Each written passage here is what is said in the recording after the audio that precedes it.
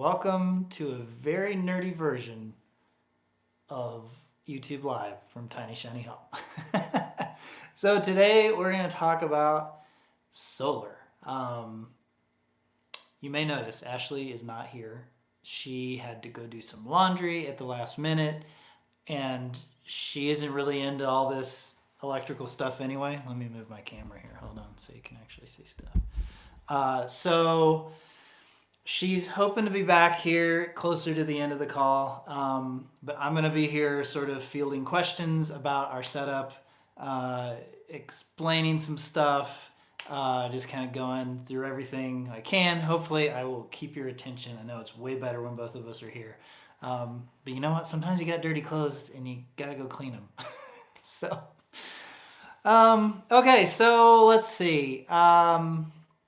I'm not sure where to start with the solar stuff because I don't know where everybody's at. I'm sure everyone's sort of at a different place with your power setup, your solar, your electrical, what size you need. There's so many variables. I've spent the last couple of weeks going back through all this because we installed this system about 6 months ago. I think it was up and running at the end of August, I think July or August, something like that. And you know how it is when you're in the middle of it, you know everything, and then you just kind of lose all that information. So I've spent the last couple of months or the last couple of weeks going back through all that. I'm writing a huge article for our blog. And I did like a whole wiring diagram. Yeah, it's going to be really nerdy and really in-depth. So all this is in my head right now, and while I'm working on this article, which will also be a video, I wanted to get all of the questions I could from you all to make sure that I'm not forgetting anything in this thing that I'm putting together, because sometimes the things that I think are important are things that you may not think are important, or maybe you're thinking of things that I wouldn't remember. So anyway, that's all. Yeah, so let's talk about the basics of our system. And then if you have questions while I'm talking about it, just go ahead and ask them, and I'll try my best to answer them. So we have 7,200 watts of solar. That is 30 panels that are 240 watts each. We put them together 5 in series and then 6 in parallel, sort of. We had to break it up. So 5 in series, so each string, vertical string of 5 panels. I'm trying to remember how many, hold on a second. I've got all my nerdy notes here. It ended up being,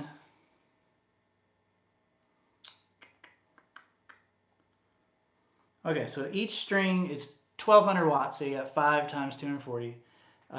You get 186 volts because when you connect things in series, the voltage gets bigger, but the amps stays small. And you have about 8 amps in each of those arrays. Then we have combiner boxes. So we're taking each section of 5 panels. There's 6 of them. We run the positive and the negative into one string on the combiner box, and then the next one, next one. And then that basically creates, in each combiner box, will create a single positive and negative wire that comes out and goes into your charge controller, right? So the way it works out is it's 7,200 watts total. The voltage stays the same, even though that one string was 186 volts. The whole thing ends up being 186 volts because once you series the first 5 together, then the rest of them are all in parallel. So the voltage never changes. It's the amps that grow. So you end up with about 50 amps total, which isn't really a lot, and that's why we didn't have to run super thick wires, the 100 plus feet from the solar ground mount into here. Fun fact, if we had to do it again, so here's what we realized. We realized that the actual ground mount cost 5 times more than the panels themselves. We got a great deal on the solar panels from Santan Solar in Phoenix. They were like 25 bucks a piece. 240 watt panels. They're used residential panels, but they're in great shape. They work great.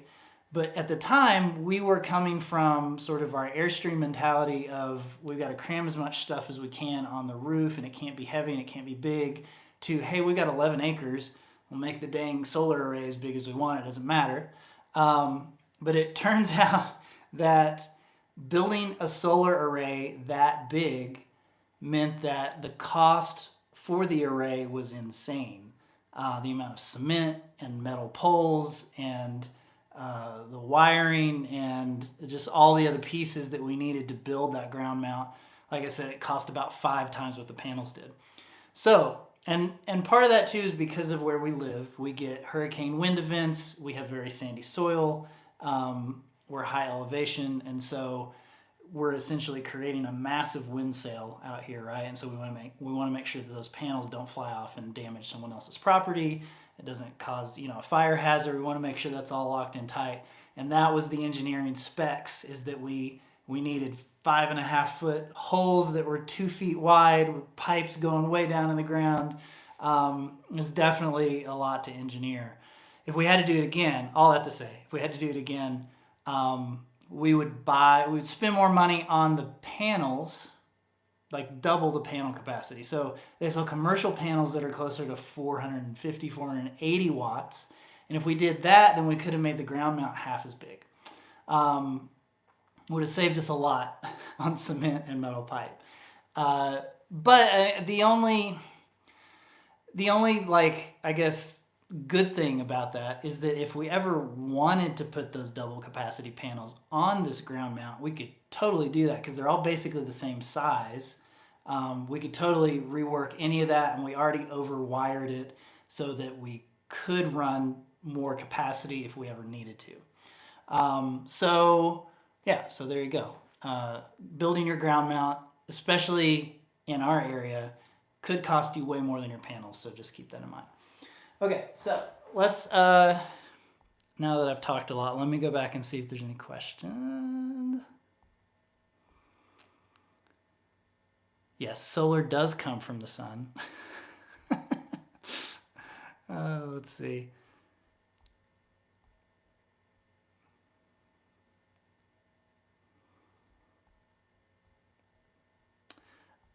So someone mentioned that we had settings that we needed to change. So part of this article that I'm working on, I have a whole section of what would I do differently. And the biggest thing I think I would have done is I would have reached out to the people that make our BMS, REC BMS, and I would have just sent them an email and said, hey, here's our batteries. Tell me what my settings need to be, because I worked with my friend and we tweak these things for months, and we're still having a lot of overheating in the BMS. And it turns out it was because my settings were completely wrong and the BMS was overheating trying to balance. So if I just asked them earlier and they sent me like the exact stuff and I typed that in, and ever since I put in those settings that they sent, it's been perfectly fine. So I could give you the exact numbers, but really it's going to be different for every battery cell. So really what you would want to do is, if you have this BMS, you would just want to send an email to them and say, hey, here's my battery spec. Even just send the PDF and be like, hey, what do I need to do? And mainly you're looking at balancing settings for when it starts balancing, when it stops balancing. There's another thing called hysteresis or hysteresis, I don't know how you say it, but it's kind of the springiness involved in when it starts and stops. And if that's set up right, then it all works perfectly. And that's what I was missing. Yes, a BMS setup can be a pain, but it's super important. There are some people that try to go without them, and there's fires that happen, and you ruin your batteries, and there's all sorts of bad stuff that happens if you don't get it set up right. So I definitely recommend it, but don't be afraid to reach out to the people that make the BMS, because they're real smart and they'll help you get it right. So that's what I should have done better. I should have quit trying to mess with it myself and just asked them a little bit earlier in the process. Okay, let's see what else we got.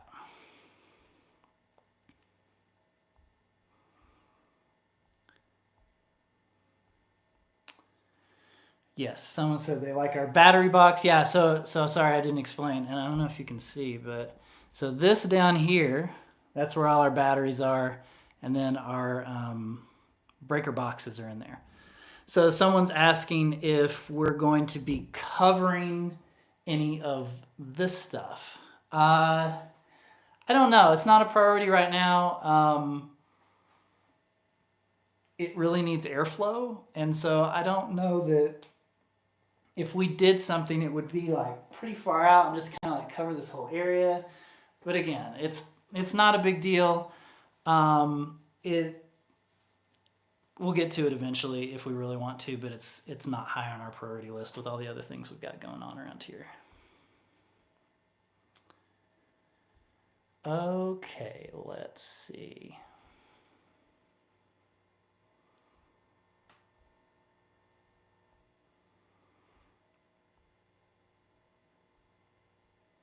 Yeah, somebody said they went with wooden poles instead of metal. Yeah, we just want ours to last. Wood doesn't last out here. It's not nearly as strong, especially for just for the size of our mount. It's kind of hard to tell in videos how big it is. It's massive. There's no way we could have built it with wood. It wouldn't have held up very well. Okay, so Catherine said keeping the current flow low so you didn't need as big a diameter of wire to run from the solar array to the powerhouse. Yeah, we did plan it that way, and that's one of the things that Juan helped us figure out was we wanted to get the voltage on the solar array as high as possible so that the amps would stay low, because the amps are really what change your need for a bigger wire over long distances. So we're only running 50 amps. That's not a ton of power in the grand scheme of things, so it was much easier to run. I think we ran 6-gauge wire, and again that was upsized to the point where we could put in even higher capacity panels down the road and those wires would still work if we needed to. And there was another question in there, hold on. YouTube just keeps taking them away. Yeah, so we definitely planned it that way for sure. Oh, I was gonna say too, the benefit of putting your panels together in series so that you get really high voltages is that you're able to collect a lot more power earlier in the day, later in the day, when it's cloudy. I mean, there's been times when it's completely cloudy outside and I'm still pulling over 1,000 watts in solar because the voltage is so high on those panels. The panels on my Airstream that are 100 watts each, and they're all individual parallel together, so they're only putting out 100 watts at a time. And I don't remember how many volts, but it's not a lot. They're effectively zero when the clouds are out. So I'm still able to generate a decent amount of power when it's cloudy, but even better, early part of the day, late part of the day, without having to like turn the whole array, and point it right at the sun. I can squeeze a little bit more power out of that by running it at the high voltage, which is very practical. Too bad we couldn't build an Earthbag panel mount. Yeah, I know, right? Oh yeah, how much did the metal ground mount cost? Let me double check before I tell you. We are doing a whole cost breakdown, and I've got a lot of these numbers sitting around. One thing I want to ask you guys, so let me know in the things. I'm putting this thing together. I've already got like 10,000 words on just the install and sort of the technical aspect of it. And I'm trying to decide if the cost breakdown itself should be included in this already really large thing or if I should make it its own thing. So let me know what you think about that. Okay, let's see. Tiny shiny parts list.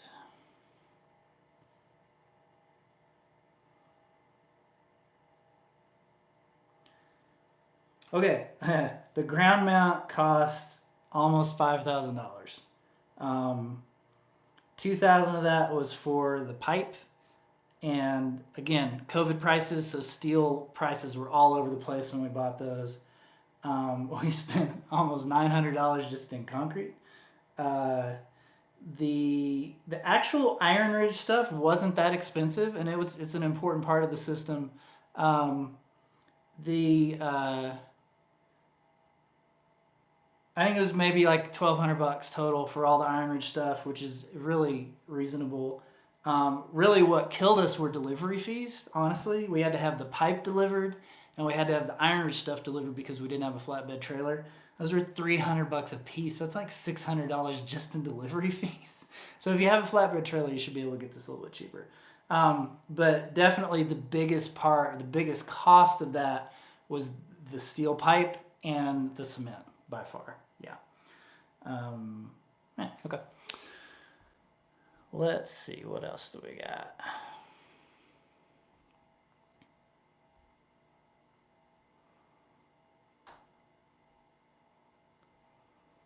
Yeah, so someone said they got new panels. So here's the thing. Here's what's cool about Santan Solar. They sell all used stuff because residential and commercial panels are often they're on contracts to replace way before they go bad. So the cool thing about Santan is he gets these all, he tests them all. They're still like these panels that I have are still putting out basically their full capacity. I've seen it pull over 7,000 watts easily. So, and it's a 7,200 watt array. So, there's still a lot of life left in these panels, and you really can get a great deal on these. I mean, at $25 a panel, if one goes bad, I'll just go get another one. Like, it's not that big a deal, right? It's much, much more cost efficient to grab some used panels, especially if you can get a hold of commercial used panels because those are even higher quality. I think the ones we got were residential. But yeah, like I said, if we had to do it again, we go for that higher capacity, which would probably be commercial anyway. Let's see. How much does the panel behind me cost? Well, there's a lot of detail in that. Let me see. I can give you rough ideas. Hold on. All right, the inverter is about 2,500. It's a 5,000 watt inverter, 48 volts. It surges to 10,000 watts. The color control GX, which is that little screen right there up at the top, which actually acts as the communication center for the whole system, like all the different pieces connect to it. That's about 500. The charge controllers are about 800 or 900 a piece, and those are big charge controllers because we have so many panels. It's 250 volts and 85 amps. So that's, I think they make some bigger ones, but it's like kind of at the top end of how big they actually make those charge controllers. The BMS stuff ended up being a little over $1,000 for like all the different pieces. And then, there's a lot of a lot of breakers, and like we had to make all our own cables, and so I won't get into all that, but that stuff does add up. But that's like the main cost on a lot of the components, honestly.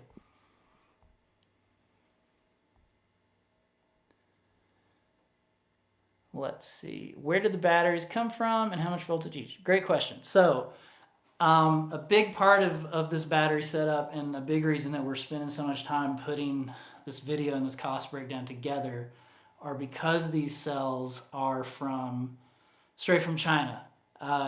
There's a few ways you can build a battery bank, right? You can go get like a Tesla Powerwall, and it's kind of all combined into one thing, but the cost per kilowatt is crazy. Hold on a second, because I actually have some of this in my article, just to give you an idea of the cost difference. Because there's so many different ways to build battery banks like this, right? So let's see, where to go? There it is. So let's see. Okay, so a Powerwall, like a Tesla Powerwall, you're looking at like $500 a kilowatt. If you wanted to go like Battleborn, which is like the RV industry, the Battleborn batteries are lithium. I think they're usually 100 amp hour batteries. They have a BMS built into them, which is cool on the surface because it simplifies the install a ton, right? So it means you can just drop it in, because BMSs are hard to set up. There's like 50 something wires connect, like there's wires going all over the place, and it's complicated, right? Uh, but the thing is, when you start stacking these things together, the BMSs actually don't talk to each other very well, and it kind of defeats the purpose. And you're looking at like $720 a kilowatt. Like the cost per kilowatt is crazy. Um, so the reason we went with something like this, now the other thing is you could do used car batteries, right? So there's the Nissan Volt, no, the Chevy Volt, the Nissan Leaf. Those are closer to $100, $200 a kilowatt, but you got to find them used in a junkyard. You've got to go get them and transport them, and then they're in like weird sealed containers. They have unique voltages and unique setups. They're a lot harder to find a BMS for. You're going to be going down the rabbit hole in terms of like nerddom trying to get one of those to work. It's totally possible. But what we ended up doing, and this is way simpler, is you go to Alibaba and you search for like a 280 amp hour 3.2 volt lithium battery pack, and like 40,000 results come up.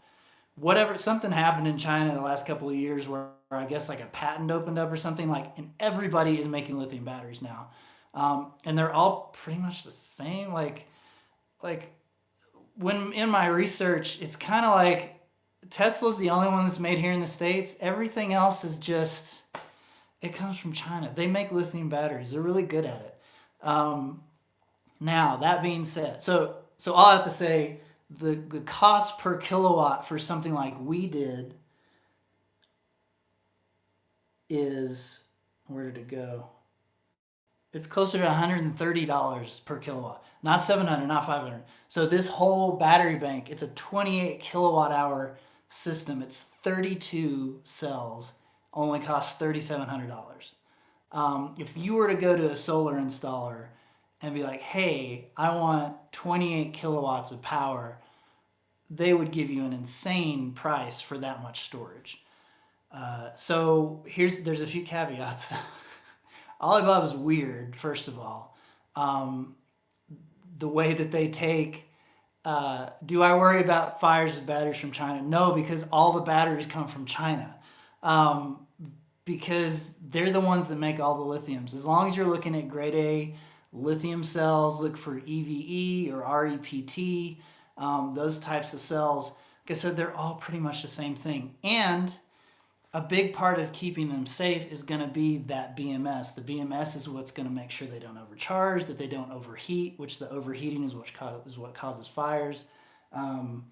You have to make sure you compress those batteries, because so what happens a lot of times is people don't compress them, and if you don't compress a lithium, it will swell over time, and that also causes fire. So getting the cells directly from China isn't a problem as long as you know how to install them correctly. So you can save a ton of money if you do it right. I don't remember where I was going with that. Oh yeah, so let me tell you my Alibaba story. so there's a few, you know, that whole adage of good, fast, cheap, pick two. That still applies here. You're not going to get them fast, but they will be good and they will be cheap. But you also have to put up with some shenanigans when you order from a place like Alibaba. So here's my quick story, just real quick. We went online and we searched for these batteries, and like I said, there's like 40,000 results. I mean, it's just, you're flooded with options. So we picked a few and we sent requests to the vendors. So the way Alibaba works is there's individual vendors, like manufacturers, and Alibaba just sort of connects you with them. So it's not like you just say, okay, I'm going to pick this one. I would like 23, please. And I click buy and they show up. You actually have to talk to them and like place an order. And it's more like a businessy type purchase rather than a personal type purchase, right? So it started out good. You know, the representative was like, okay, so you're telling me you want 32 batteries. How are you going to configure this? So I'm like, okay, I'm doing a 48 volt system. So based on my math, that means it should be about 28 kilowatt hours.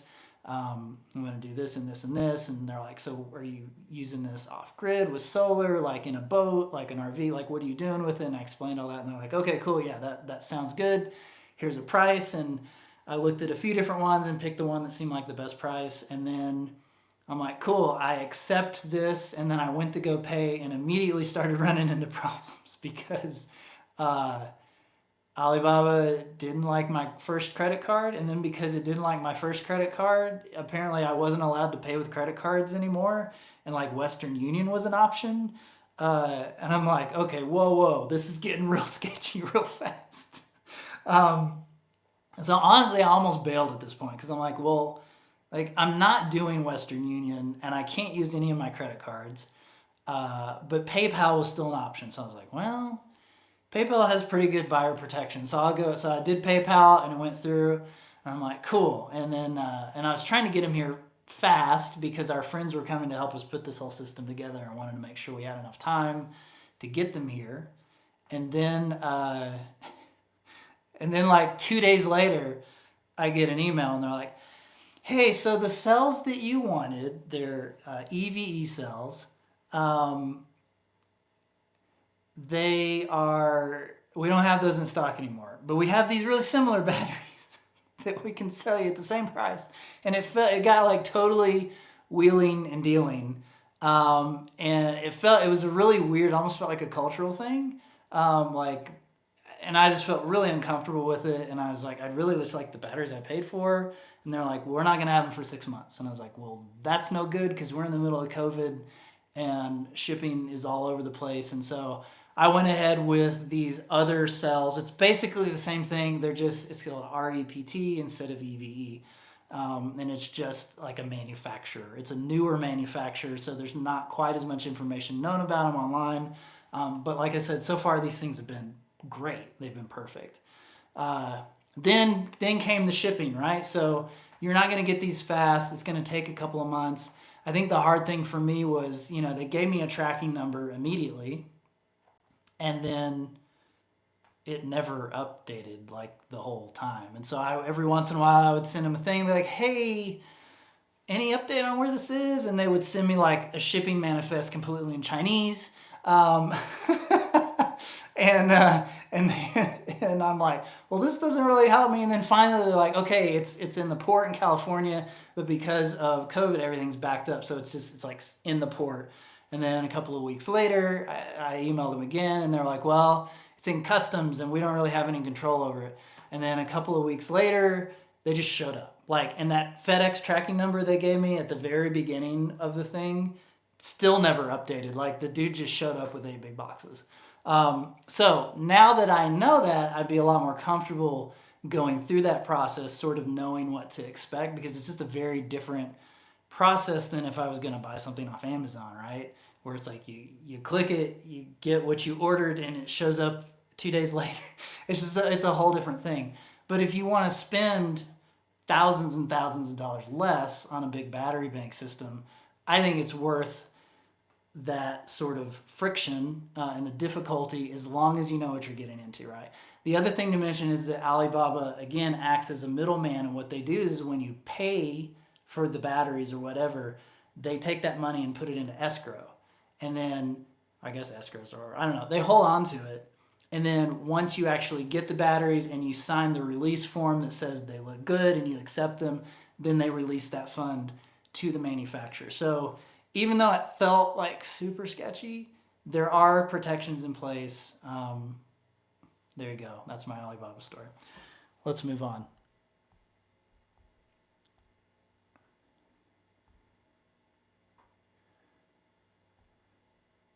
Let's see. Sorry, guys. I'm scrolling here. Just give me a minute.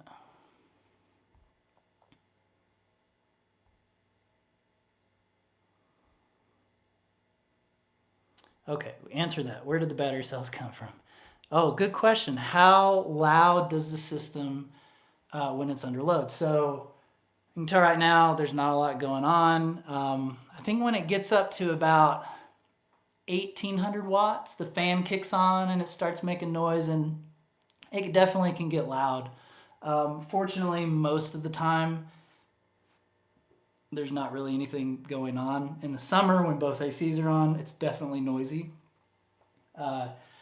If I had to do it again, I probably would have put all this stuff in a separate building, maybe. I mean, it's good that it's in here, and I like that the batteries are in a spot that's climate controlled, because that's really important. You don't want those cells to get below freezing. You don't want them to get too hot. You want them to stay around 60, 70 degrees. But yeah, the inverter really surprised me how loud it was. And again, this is a big, massive inverter, right? So, but I've never had anything that big. So now I know when I'm doing something crazy, it's going to kick up and it's going to make a bunch of noise. But most of the time, it's just kind of like a hum, like an electric-y kind of hum that's going on in the background.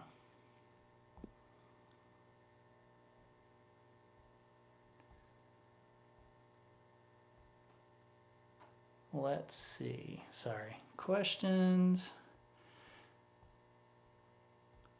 Let's see. Someone asked if we've considered selling our excess capacity to the grid. No, we're completely off grid. That kind of defeats the purpose. We don't want to connect to the grid. We don't want to have anything to do with the grid. We want to be on our own system.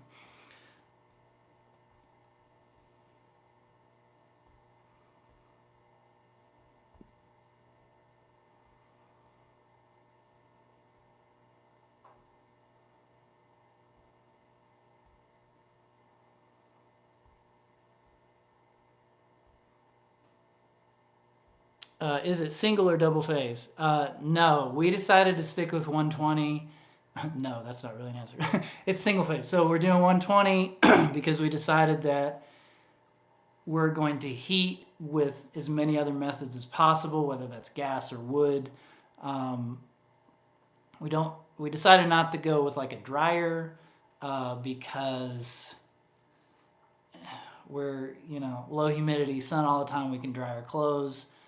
So for now, our decision is to stick with 120. The good thing is, if we wanted to switch out the inverter, we could totally do that and go 220. It'd be a little complicated to reroute some of the wires and stuff, but it's totally doable.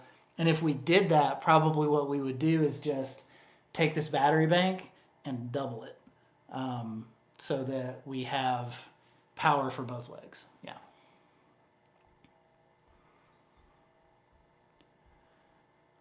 Let's see.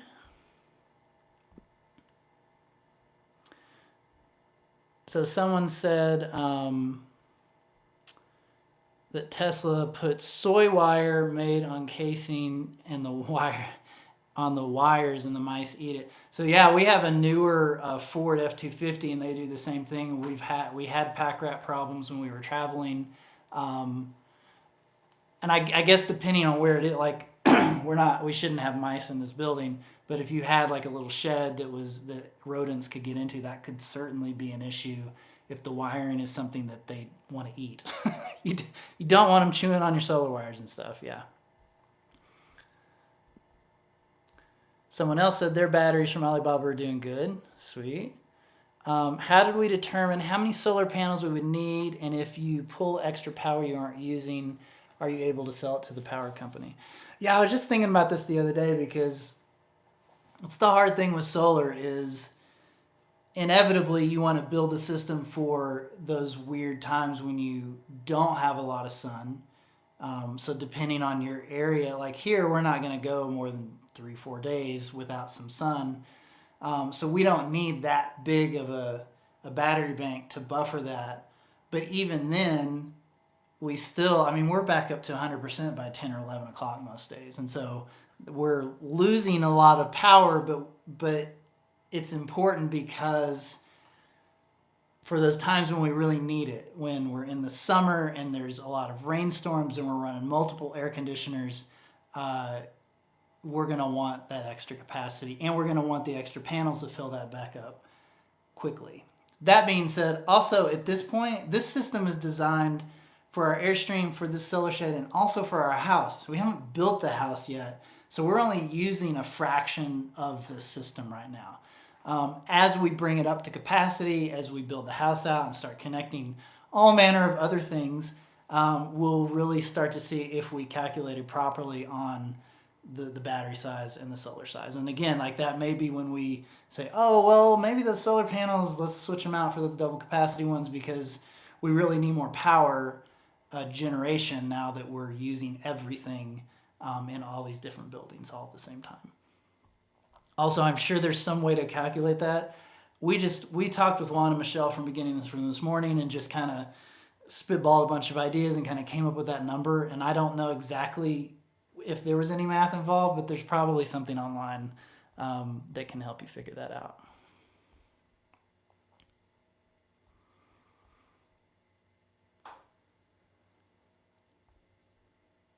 Someone says the lithium batteries from China can be a crapshoot. Yeah, you don't want to get grade. You always want to buy grade A batteries, especially if you're building a system like this.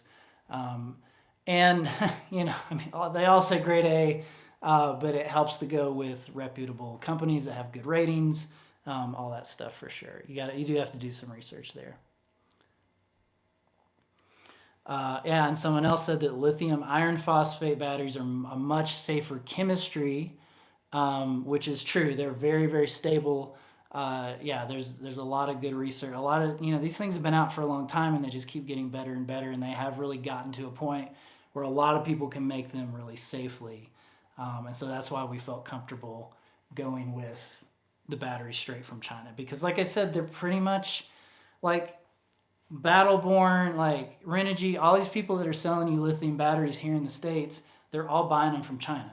And they're throwing proprietary tech on top of it and then marking it up with huge margins, and that's why they charge so much.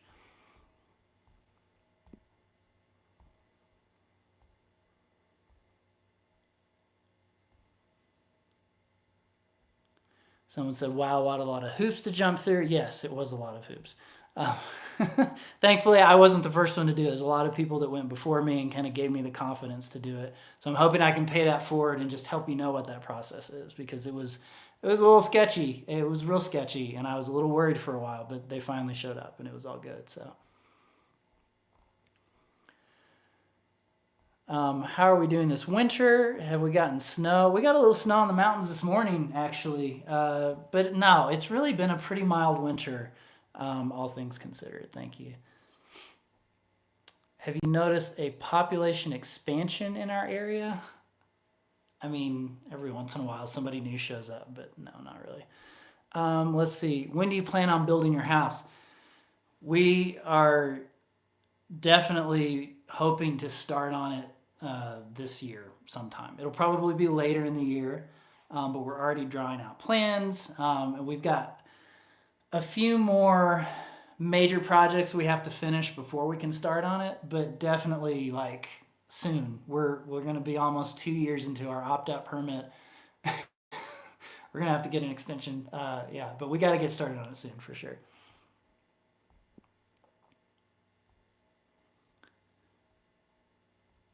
Let's see.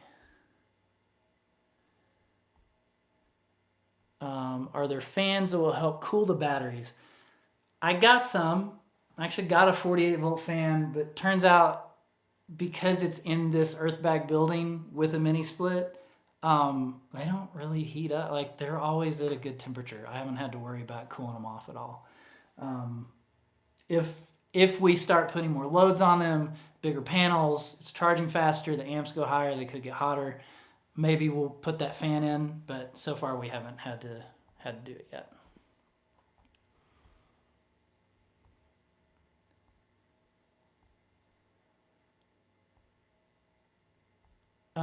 Let's see. Rocket mass heater. We're definitely looking at rocket mass heaters. Yep. Okay, so how did you know that you have to keep the lithium batteries compressed? Yeah, so most lithium batteries you would get in like a laptop or a phone, they're already compressed, and you probably wouldn't know about it.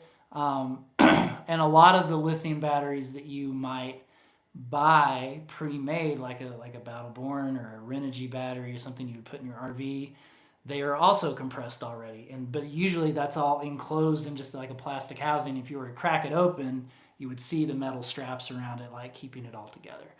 Um, it's just something you learn, when you're researching all this stuff, is that these batteries do swell, and that if you don't keep them compressed, especially as you're pumping power into them constantly, they will expand and they will swell over time. And that causes fire. We just actually had a friend who their batteries were swelling, and they're now having to replace the whole system because it's dangerous, because some cells are higher and some cells are lower, and it's a possible fire for sure. So yeah, and someone else was asking about how we compress them. So what we did is we just took a really thick piece of plywood and cut it a little, and then we drilled 4 holes and put all thread through. So basically it's 2 pieces of plywood on each end of the battery, because the batteries are stacked end to end. And then you have all thread running through all 4 corners, and then you just take nuts and washers and tighten it up and just compress the whole thing, and that will hold it together over time, theoretically. Hold on just a second. I'm talking too much. I need a drink. I'm really hoping Ashley gets here soon. I know I'm probably boring you all. Okay, so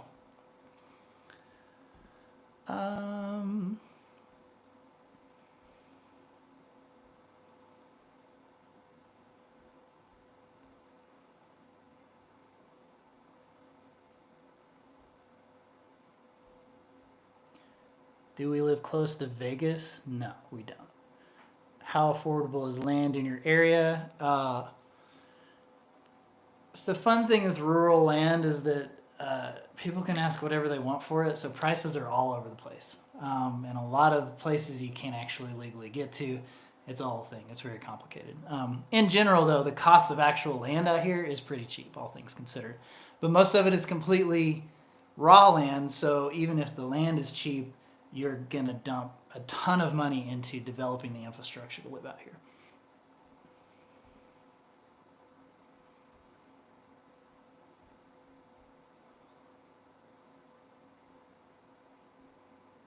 Let's see. Did we go through a realtor? Yeah, we did. And the reason that we did, and this is what we recommend to everybody that wants to move out here, get a realtor that understands the opt-out and off-grid properties. Because like I said, there are so many potential complications with buying land out here. So many people buy sight unseen, or they find out after they bought that there's a gate that gets them access to their property that's actually owned by their neighbor, and their neighbor's like, I don't have to give you access, and then they can't ever get to their property. Sometimes they're downstream of a lot of the orchards and different places out here that are doing pesticide, like they get nasty chemical runoff.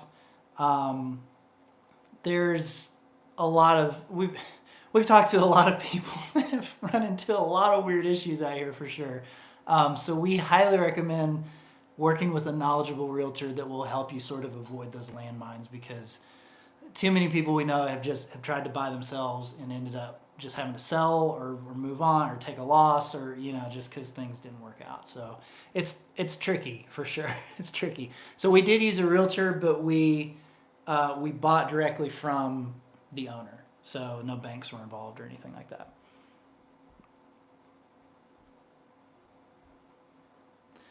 Is it true that the county is trying to end the opt-out permit? Planning and zoning is always trying to end it, from what I understand, but the people above them understand the importance of it, and they seem to kind of swat down every attempt. The only thing I know that's changed is that they seem to have moved to a shorter renewal process for building the house, rather than the years-long one that we got sort of grandfathered into. But it's still doable, and the opt-out is still definitely there. I feel like it's bringing too many people out here for them to throw it away completely. I hope, at least.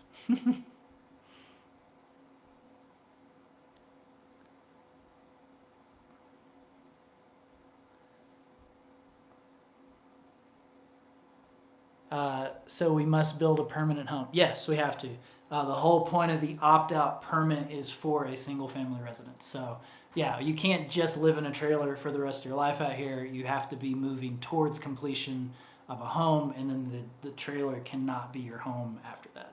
Yeah, so that's, we've been here a couple of years, but we've been building infrastructure. You know, like sometimes that's where you got to start. So, yeah, you do have to build a house for sure.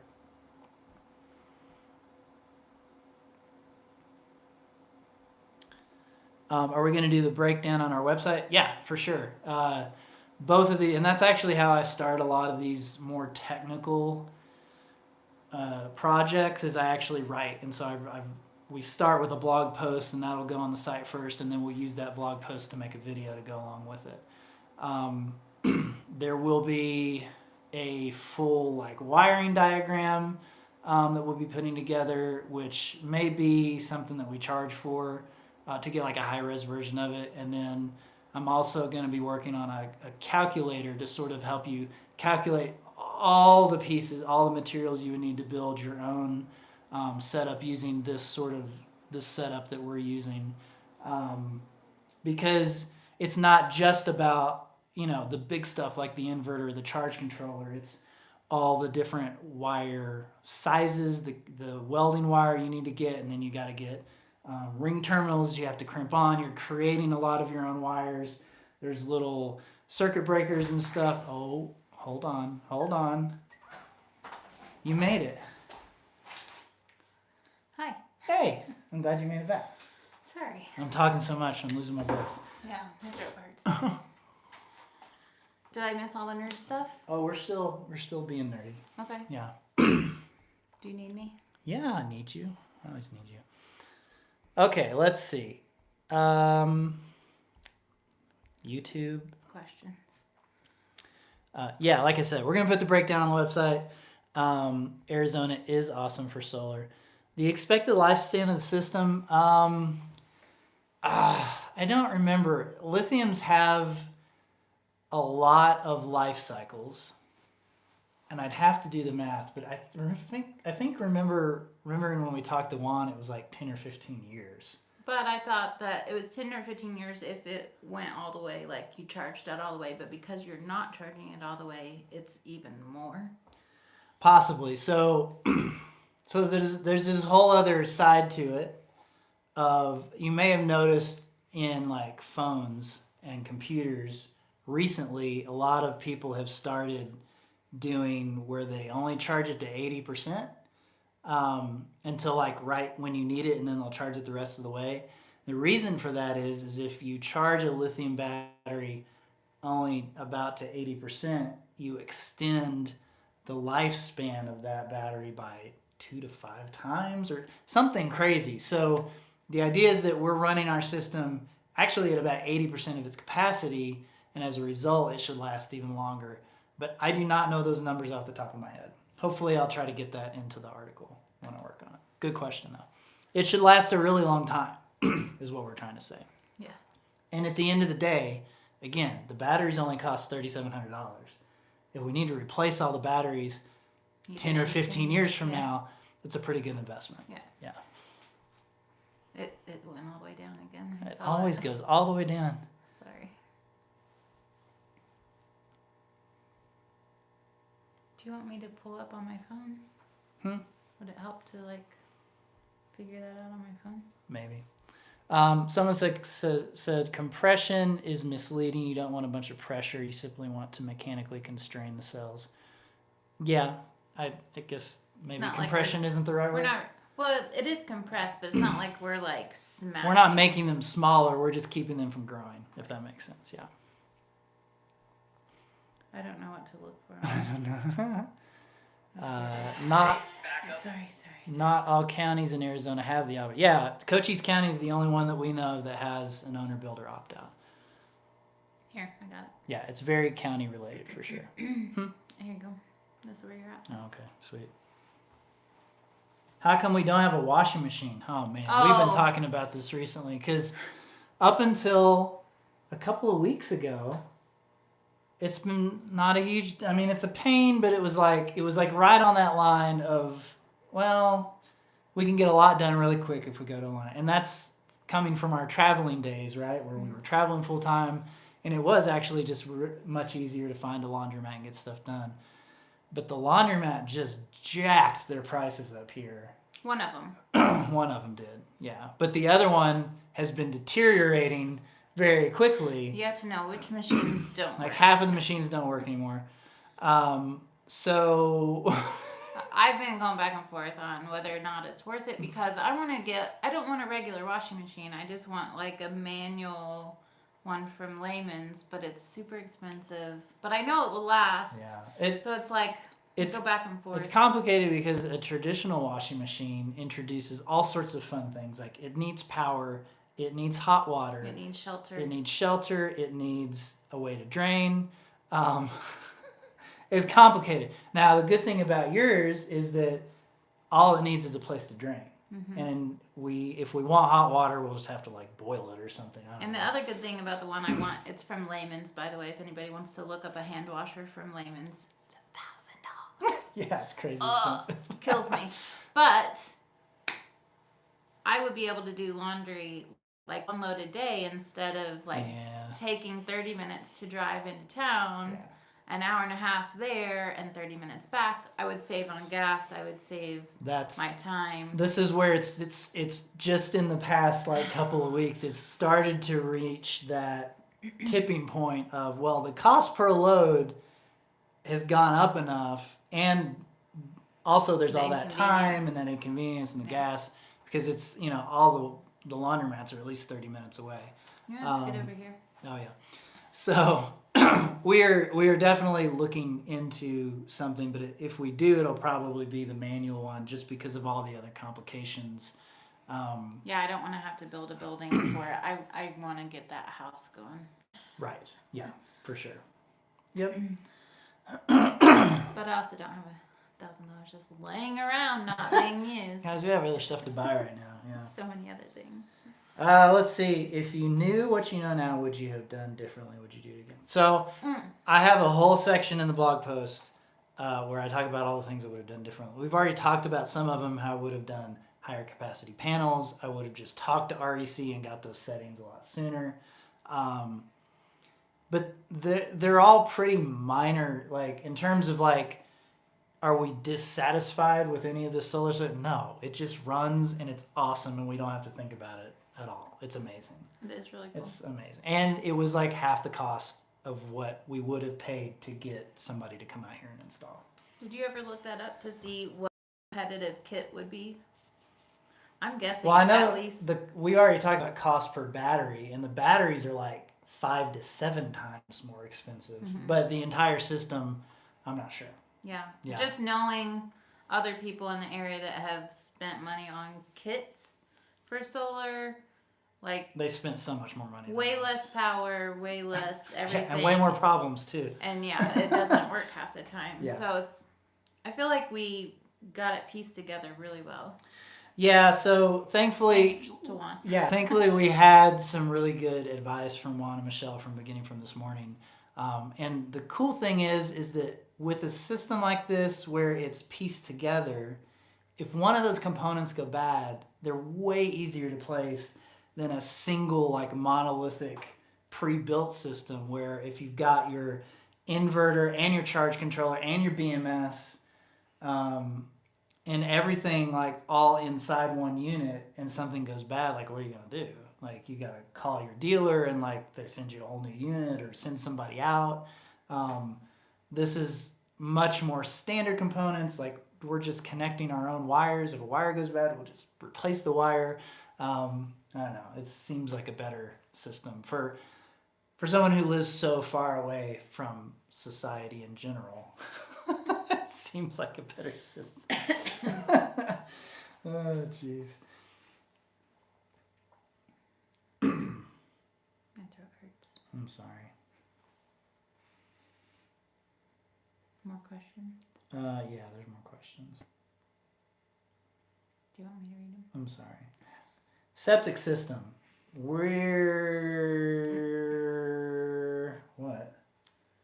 They're asking how much it's going to cost. We're not sure because the person that's supposed to install it won't call us back. welcome to the desert. To this area. To this area.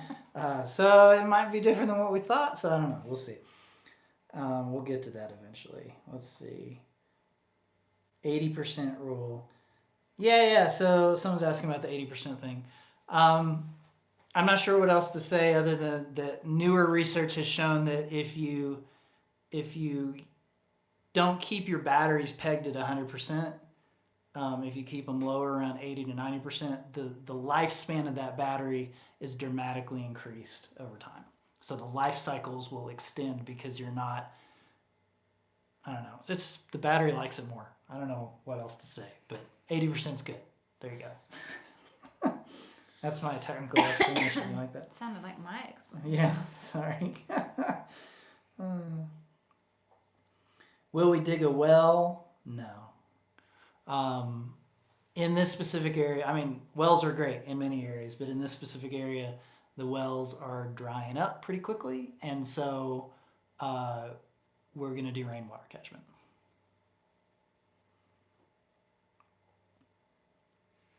Why does my neck look white? Look at that. I don't know. That's weird. Is there better wireless internet now other than cell service? Not out here, no. Starlink. It's not here yet. Not People available. in Benson have it. We aren't in Benson, so you know what? But we're so close. Yeah. Cement mixer, washing machine. Oh, that's a good idea. We'll get a $200 Harbor Freight mixer, another one. We'll spend 4 hours putting it together. Then we'll throw our clothes in there with some soapy water and we'll turn it on. And that's how we'll wash our clothes. I mean, it's not a bad idea. That's about as redneck as you can get, but it would totally work. But I still need like something to wring out the clothes, because that's what drove me crazy about hand washing, is just wringing them out, especially like jeans and things that are really heavy. This washer has a wringer. You just slide the things through. Yeah. Oh man, I wish I could get that. Maybe one day. Let's see. Oh no, wind turbines. Guys, we're not getting a wind turbine. It's not gonna happen. Solar's too good. We should get one just to put it up and like say, yeah, we have a wind turbine, but not use it. Let's see. Reused water for plants. Yeah, that's another good thing about the washer that I want. You can hook up a garden hose to the outlet and direct it anywhere you want. So I would just water our plants with it. Yeah. Somebody said our clothes should last about 3 washes with a cement mixer washer. That's true. Yeah. That makes sense. I mean, it's kind of a good idea. Now I'm thinking about it. Now you're thinking about it? We'll need to like sand down the sharp edges on the agitator. You're like, why are all your clothes Why are there holes in all of your clothes?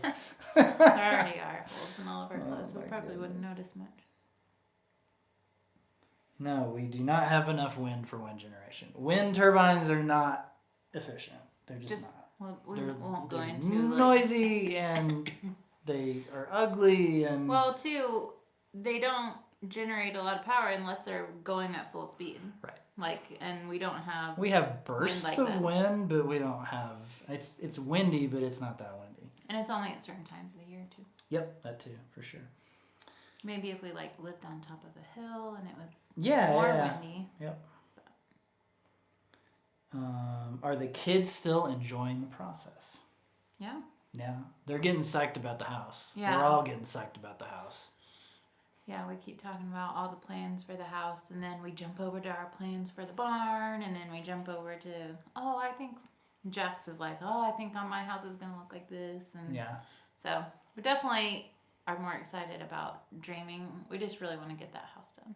Started. Yes, for sure. Started and then done. Are we going to be traveling anytime soon? No, guys. Not for a while. We got too much to do here. We have animals. Too much to do. We don't have a farm sitter. We don't have a farm sitter. Maybe one day. Maybe. Not with the Airstream. Like if we went on No. a trip, we would probably just drive to see our families or something. Yeah, so that is the sad thing is I think the Tiny Shiny Home traveling days are behind it. I think we're going to, one of our next big projects will be moving it to its permanent location here on the property. And That's so sad. It is sad. It's got so many cool stickers from all the places we went. But it'll still be here, so it's still a part of like. Oh yeah, we're not selling it. It's definitely staying here. But yeah, it is a little sad. I mean, if the price is right. Maybe. No. Probably No. not. Probably not. No. I mean, if the price was right. Let's see. Do we have a floor plan of the house in mind?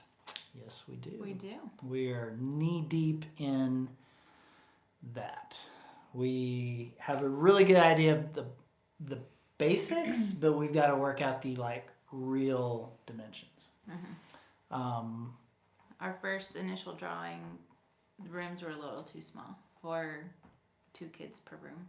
Right. So we're gonna expand it a little bit, and it's gonna be so cool. Yeah. I can't wait to get started on that. Very unique. Somebody said you're not missing anything. It's nuts out here. The traveling.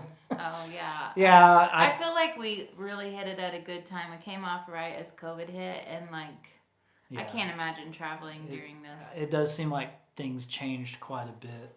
Oh, and right after we stopped traveling, just the whole thing was different. And we've had people that travel now that have come by and be like, the prices of campgrounds is crazy. Yeah. So I feel like we had our best 5 years that we could have had. The kids were at a great age. Yeah. It was before all the craziness happened, and it wasn't too popular yet. So yeah, there wasn't too many people out. Remote locations were still remote. Yeah, nobody was junking it up. Yeah, it was good. Yeah, we had a good 5 years. Good times. Good times. Good memories. How many times are we gonna say good? I don't know. How many chickens can you house in the chicken garden? It's a good question. It's a hard left turn, but that's okay. We'll go with it. It's a lot. I don't want any more than we have right now, though. Which is what, about 30? We have 26. Okay, yeah. We have 2 roosters and 24 hens. I feel like that's a good amount for us. Yeah. Okay. I mean, I would like to get more at some point, but not until our house is done. Like I don't want to. The only animal that I would get before the house would be another puppy. But I don't know. Of course. That's probably not going to happen either. But there's just nowhere for him to go. I know, but it would be so cute to see 99 be a goodness. Big puppy. Oh, goodness. Let's see. Will you mount solar on the house? No. I don't think we'll need to. I don't want to, because the way our roof will be, I just don't. We can only put it on certain parts of it. It's hard to explain, guys. It's hard to explain. There wouldn't be a lot of room with the shape of the house, with the shape of the roof. Yeah, our hope is that with the existing ground mount, we shouldn't have to do that. Now, other buildings on the property, like the barn, will probably have its own little mini system, and we could totally have solar on the roof there. Right. So that's something I didn't mention is that one of the reasons we went with Victron was because they have some really good ways to connect your system either to the internet or via Bluetooth. And so we can potentially have a lot of smaller systems that would all be contained inside a single app. So like right now, because of that color control GX monitor in the center there, it creates its own server because it's connected to the internet. And I can access the power installation from anywhere in the world, and I can see exactly what's going on with it. It's updated like every 5 minutes or something, which is cool, but like I'm thinking practically, if we have 5 or 10 like little mini systems for different applications on the property, it would be nice to pull up that app and say, okay, well, the Airstream solar pump is at 85% capacity. Or the chicken garden, if we build a small system into that and we're like running heat lamps at night or something, it'd be good to be able to see how that system is performing without having to go over there and put a voltmeter on it and see what it. I don't know. I like it's. He likes the nerdy I'm stuff. thinking long term of having multiple, being able to manage multiple power systems on the property, and Victron seemed like a really good fit for that. Yeah. That's why we chose them. Good job, babe. Thanks, babe. Thinking I want you to start calling me Ash. What? Not babe. Oh gosh. Maybe. Someone said mixing the cob looked difficult. No. And that we should do it in a barrel. No, that would be way harder. It's sticky and it would stick to stuff. It's really the heavy. The yeah, clay is really heavy when it's wet, so doing it in a tarp is like way easier, especially when you have a rhythm. And that being said, the tarp we have right now is way too big, and so it's actually harder because it's too big and it's awkward. So yeah, we had like a 4x6 tarp, and that was like the perfect size, but it got a hole in it. And then the smallest one they had at the store was 8x10, and it's too big. Yeah. We'll just cut it down. Someone said we may want to travel in 20 years. 100%. Oh, yeah. When the kids are older? Yeah. Me and him in a van. Yeah, not the Airstream. Nope. Do we homeschool? Yes, we do. Will you name the puppy Yaya? No, we already have names picked out. We have names picked out for 3 dogs. Oh my gosh. So we could get 3 puppies. Because they're all really good names. Will the barn be Earthbag? Probably not. Maybe part of it? I don't know. Maybe not. We have a few ideas. We have 2 plans for the barn. It depends on where we're at. Yeah. At that point. Yeah. Yeah. Okay. But probably not because it's going to be pretty big. Yeah. Yeah. Well, does anyone have any more Nerd questions before we wrap this up for the day? Again, if you have a minute and you would like to see the cost breakdown included in the installation article and video, or if you would like to see that as sort of a separate thing, let me know as I'm sort of putting all this together. Because I can't decide. Because it seems like a lot already, and I don't want to overwhelm people. Your article is a lot. It's a lot. It's going to be a lot, guys. It's a lot whole of lot. information. What was it I said in tomorrow's video coming out? You explain things raw, and I explain things burnt. Well done. Well done. Yes. Yeah. I like that. I feel like that describes us really well. Yeah, I'm like, oh, blah, blah, blah. And he doesn't follow what I'm saying, and he explains it for 5 minutes, and everybody understands everything. And that's how together we create the perfect medium state. Oh, wow. There's a question. I saw a question mark, but I can't read it from here. It says we should do more nerd chats. Oh, sweet. Okay, all right. I'll do laundry then. Yeah, you'll do laundry then. Although, unless it's like something that's like nerdy to me. What if I had a nerdy session? What would you nerd about? You could nerd about a lot of things. Washing machines. Ovens. Chickens, goats, baby goats. Animals. Guys, we got baby goats coming soon. Very soon. Like, they're due in... Within the next 3 weeks. Yeah, it's very exciting. Mm-hmm. Do we have dust problems on the panels so that we have to keep them clean? Actually, no. I haven't noticed. I was looking at them the other day and I was like, if there's dust on them, the wind usually just... Or the rain cleans them off. Maybe one day we'll clean them, but I haven't really noticed any need to. Now on the Airstream, that was a different story. We used to like get our little mop up there. Like we have a mop with a washable pad and... Well, that's because they're also sitting almost slow. Yeah. Not vertical, horizontal all the time, and so the stuff would just sit on top of them. Settles. Yeah. Someone's asking about the book. Did I already mention that? I don't know. We aren't working on a book. I don't know what you're talking about. We have. Did I mention it on here? We might be thinking about it, but we haven't started anything.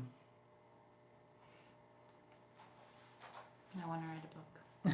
Can I just say it? I want to write a book. You want to write a book? Yes. I want to write a book about our house build. But there will also, can I also say the other part? If you want to. I want to create a movie, like a legit, real movie about our house build. Yeah. Not about like specific house build, but like the story, the journey of our house build. Because it's going to be a freaking journey. I know that. It's going to be so many years. But yeah, I want to create the whole process into a 2-hour movie. Yeah. But like, not like a how-to or we did this. It's not so much like the solar shed video that we did, but more like an actual movie. Yeah, yeah. Big goals. With the hero's journey and everything. Big goals. With a 3-act structure. The book can come after, but I really want to do the movie. Yeah. Movie's top priority to me. Okay, let's see. Someone says, for the content, yes. We made that shirt. We need to order Jack's one. Yeah. Someone said, I liked your decision process on the solar system. That's worth exposition. Is that in the article? Yeah, definitely. There's a lot of digging into the math. There's a lot of visuals that go along with it on how to think about physically how your solar panels will connect together, how physically your batteries are going to connect together, all that stuff, because that all, especially in a small space, that's really important. We couldn't stack all 32 of our batteries end to end. We had to put them one on top of the other, right? Like we had to build a metal box to put them in, like it was a whole thing. So there's still a lot of stuff we didn't get into here for sure that is in that really long article. Yeah. Well done. All right, fruit trees. So we're getting fruit trees. Oh. Guys. Do we want to explain our whole tree situation? Real quick, trees have been hit by COVID. Well, they're not. The trees aren't sick, but there's a shortage of them. Well, no, there's a misunderstanding. Well, that too, but we don't know yet. We just found out today that the big order of fruit trees we were supposed to do, they don't have them. This year. They wouldn't have them until next year. So that opens a whole can of worms. That we're still trying to figure out. We're still trying to figure it out. We'll let you know as soon as we know. If we can source some from someone. Fingers crossed. We do have half of them already here on our property. But they're not fruit trees. They're windbreak species. Windbreaks, yeah. And we might be able to get a hold of the rest of our windbreak species. Fingers crossed. But we'll keep everyone informed on that. We still have a while to figure it all out. Yeah, we just found that out today. So we'll if we can't get them, then we'll let you know. Anyway, yeah, it's a whole thing. It's a whole thing. It turned out to be a mess. Will we be having a meetup? I was thinking about that. We should do that at the coffee shop sometime. We could do a meetup at the coffee shop, or we're getting close to needing some bag help on the chicken garden. It's true, but like we've already said before, it's so hard when there's a lot of people here because there's not that many jobs to do. That's true. You can only do it so fast. Now, when we're plastering, heck yeah, that would be super helpful to have a plaster party. Yeah. I think if we have an earth bagging party, it would probably be limited to like 4 people. Yeah, we couldn't have a ton of people, but But yeah, a coffee shop meetup might be fun. That would be fun. Talking irons, guys. Talking irons. Also, speaking of talking irons, Adelaide told me that they told her 2 people came all the way from Tucson and ordered tiny Chinese. What? How cool is that? Guys, if you didn't know, Adelaide is working at Oh, no, Talking you're not Irons. supposed to say that. Why? She didn't want anybody to know. Oh. Whoops. Why does she care? She just didn't want anybody to know. No. She's not there all the time. Don't listen to me. You ruined it. Anyway, go order a tiny Chinese. You weren't supposed to say that. Okay, what else? Was there any more questions? I don't know. I don't think so. Plaster party. Yeah, I think that would be fun. I think that would be the best use of having more than 4 or 5 people. You know? Yeah, for sure. If we had like 10 people, we could like plaster that thing so fast. That's true. Yep. Yeah, we'll figure that out. Yep. Not close enough yet. We'll get there. All right, guys. Any other questions? We'll be back tomorrow with a new video. Mm-hmm. It's a good one. Is it? Yeah, it is. I just watched it. It's a good one. Okay. It's a little different. Yeah. Because it was rainy. Yeah. And we... Repair day. Yeah, repair day. Also, like I said, knee deep in this whole solar thing. It's probably going to be another week or two before the article actually comes out. But I feel like I'm making good progress on it. I feel like I finally got a good handle on it after like thinking about it for so long. So that's exciting to be able to get that out because I know that it will help a lot of people, I think. Especially if you want to do it yourself. You're like a DIY solar person, off-grid person, and you want to save some money, I think it'll be really good. Yeah. So yeah, I guess that's it. Are we done for the day? I think so. Guys, it's been fun hanging with you. Thanks for listening to me nerd out. If you have any other questions, if you're watching this live later and you have questions, just leave a comment and I'll try to answer it for you. So that sounds great. What if I always talk like that? I gotta go get a drink. Okay. Guys, thanks for hanging out. We will see you tomorrow. All right. See y'all.